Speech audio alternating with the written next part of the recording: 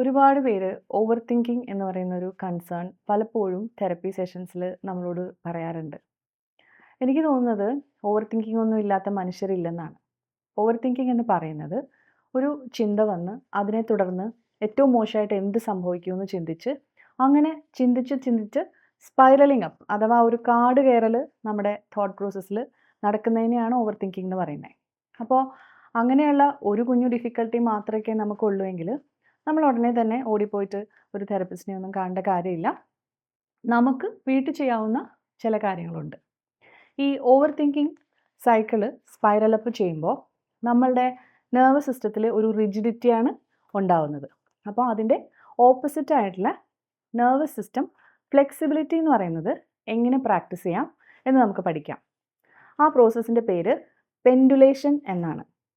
ഒരു ക്ലോക്കിൽ പെൻഡുലം അങ്ങോട്ടും ഇങ്ങോട്ടും ഷിഫ്റ്റ് ചെയ്യുന്ന പോലെ നമുക്ക് ഡിസ്കംഫർട്ട് ഉണ്ടാക്കുന്ന ഒരു കാര്യത്തിൽ നിന്നും കംഫർട്ട് ഉണ്ടാക്കുന്ന ഒരു കാര്യത്തിൽ നിന്ന് അങ്ങോട്ടും ഇങ്ങോട്ടും മാറി മാറി നമ്മുടെ ഫോക്കസ് ഷിഫ്റ്റ് ചെയ്യുന്നതിനെയാണ് പെൻഡുലേഷൻ എന്ന് പറയുന്നത്. നമ്മളിങ്ങനെ ഓവർ തിങ്ക് ചെയ്യുമ്പം നമ്മുടെ ആങ്സൈറ്റിയാണ് കൂടി വരുന്നത്. അപ്പോൾ ആദ്യമുള്ള സമയത്ത് നമ്മുടെ ശരീരത്തിൽ ഒരുപാട് മാറ്റങ്ങൾ ഉണ്ടാവും. അപ്പോൾ നമുക്ക് കംഫർട്ടബിൾ ആയിട്ടുള്ളൊരു ഫീലിംഗ്, ഫോർ എക്സാമ്പിൾ നമ്മുടെ കൈയുടെ ഒരു വാംത്ത് ഉണ്ടായിരിക്കുമല്ലോ. അപ്പോൾ നമ്മുടെ ഒരു കൈ കൊണ്ട് നമ്മുടെ മറ്റേ കൈയുടെ റിസ്റ്റിൽ പതുക്കെ കുറച്ച് സമയം തൊടുക, ആ ഒരു കംഫർട്ട് ഒന്ന് എക്സ്പീരിയൻസ് ചെയ്യുക. അപ്പോൾ തന്നെ നമ്മുടെ ഫോക്കസ് ഷിഫ്റ്റ് ചെയ്തിട്ട് ചിലപ്പോൾ നമ്മൾ ടെൻഷനിൽ വല്ലാണ്ട് പല്ല് കടിച്ച് പിടിച്ചിട്ടുണ്ടാവും, അതിലേക്ക് ആ ഷിഫ്റ്റ് മാറ്റുക. തിരിച്ച് സ്ലോ ബ്രീത്തിങ് ചെയ്ത് അതുകൊണ്ട് ഉണ്ടാകുന്ന കംഫർട്ടിൽ ഫോക്കസ് ചെയ്യുക. അവിടെ നിന്ന് വീണ്ടും നമ്മുടെ ഫോക്കസ് ഷിഫ്റ്റ് ചെയ്ത് ചിലപ്പോൾ നമ്മൾ ഷോൾഡറൊക്കെ ഇങ്ങനെ ടൈറ്റാക്കി ടെൻസ്ഡാക്കി പിടിച്ചിട്ടുണ്ടാവും, അതിലേക്ക് മനസ്സ് കൊണ്ടുവരിക. പിന്നെ നെക്സ്റ്റ് എന്ന് പറയുന്നത് നമുക്ക് ഡെലിബറേറ്റ് ആയിട്ട് കുറച്ചും കൂടി എഫേർട്ട് ഇട്ട് ബ്രീത്ത് ചെയ്യാം.